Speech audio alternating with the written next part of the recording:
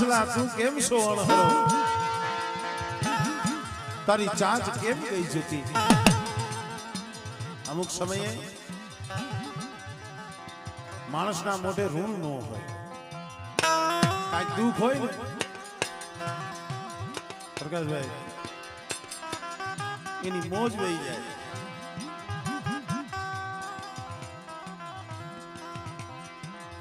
સરોવરનો કાંઠો કાંઠે એક હસલો બેઠો હતો હસલો પણ અણહરો થઈને બેઠેલો નિમાણો થઈને એમાં કો સમજુ સજન કવિ નીકળ્યો અને કવિએ હસલાને પૂછ્યું સાંભળજો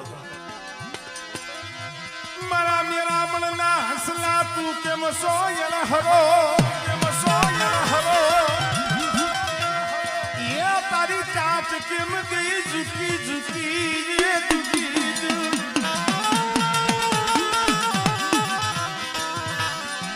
એ કાતો તૂટી તારી જોડલી કાતો મેરા મન ગયો સુખી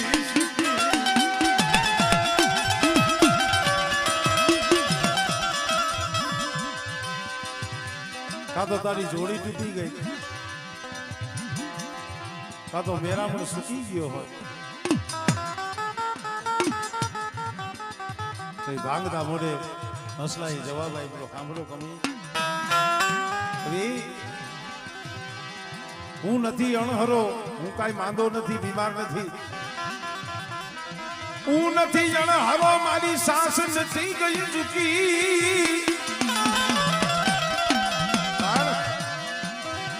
મને કસંગાનો સંગ થયો મારી પાખું ગઈ કપઈ મરી નાખ્યો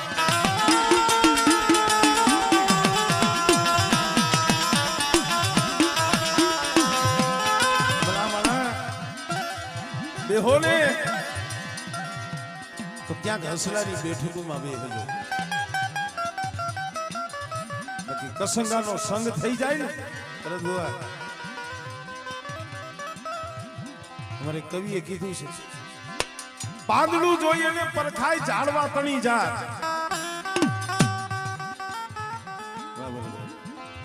પાંદડું જોઈ અને પારખી અકાય ઝાડવા કેરી જાત તમે પાંદડું જોવો તો ખબર પડે કે આ ઝાડનું આ પાન છે પાંદડું જોઈ અને પરખાય ઝાડવા કેરી જાત પણ કે આ જાદુગરી માનવ જાત જેના પેટ કોઈ દી પરખાય નહીં જેની વાતો કોઈ દી પરખાય નહીં ભાઈ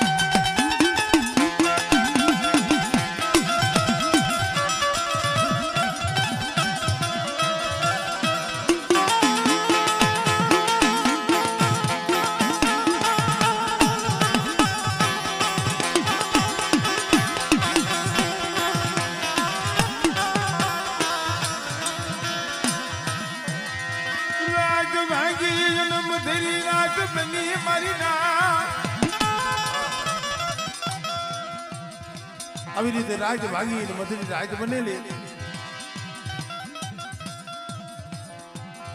સાપાનગર છે 5-10 મિનિટનો ટાઈમ છે એટલે સાપાનગર છે અને આમ જોવો તો ગઢ પાવો ડુંગર